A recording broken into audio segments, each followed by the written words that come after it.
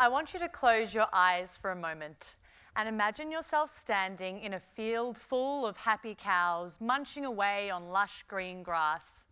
The paddock is lined by native trees for wildlife to pass through.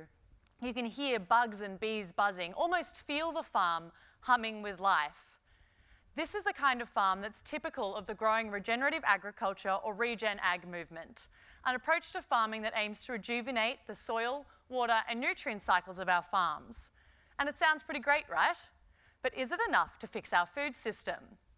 Because our food system is coming at a huge environmental and social cost. We're poisoning our air and waterways, removing natural habitat and ruining our soil. Even though we're producing more food than ever before, 20% of it is wasted, while many people in the world are starving. Others suffer from diseases caused by ultra-processed foods, or are eating too much of things like red meat, which is driving up greenhouse gas emissions. Almost every part of our food chain is dominated by just 4 companies, while everyday people struggle to access land to grow food. My thesis explores where regen ag fits amongst these social and political challenges to see whether it can help to transform our food system for the better.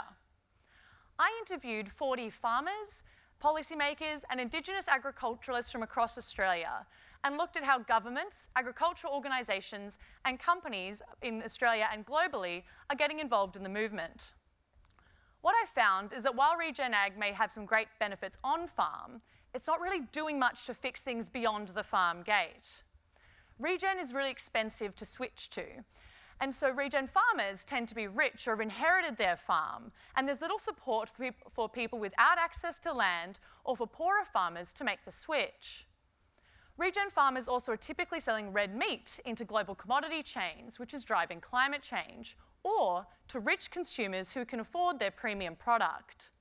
What's more, companies like Nestle, Unilever, McDonald's, Bayer and PepsiCo are all establishing regen ag programs and seem to be slowly taking over the movement.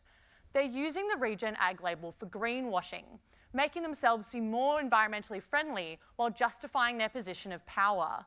And I didn't find any active or collective efforts among regen farmers to resist this infiltration of their movement. So what's next? Well, there needs to be more support for people without access to land or who are struggling to switch to regen ag to get involved. Regen farmers can also connect with other groups and movements who are fighting system issues like corporate power to make a like-minded group of coalition of people to make a positive change. Because while regen ag may be one part of the solution, if we're going to fix the food system, we have to look at the whole picture.